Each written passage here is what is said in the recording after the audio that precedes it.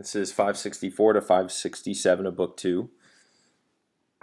I look back and I survey the troops or the forces which are around me. Everybody weary, tired, has deserted me or deserted the city, and they have sent their bodies to the ground with a leap, or they have given their sick bodies to the fire.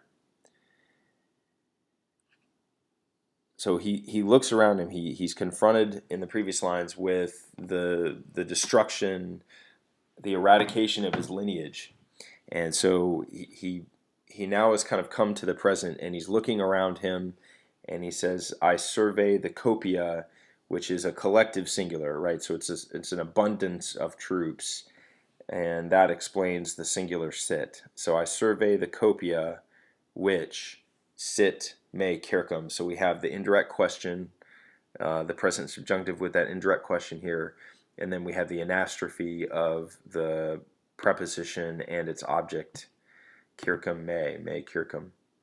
We have the really common alternate third person plural for the perfect, so deseruerunt, runt, they have deserted. And in my translation I said me, which I think is probably more accurate given what he talks about here.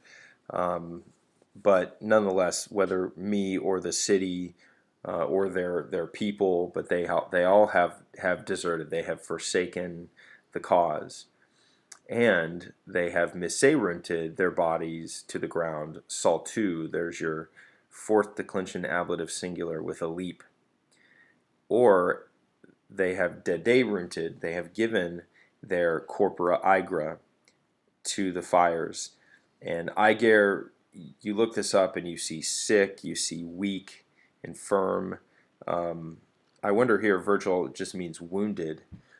They are defesi. I mean, they're basically without hope, and so I guess they are sick and weak and weary in that way.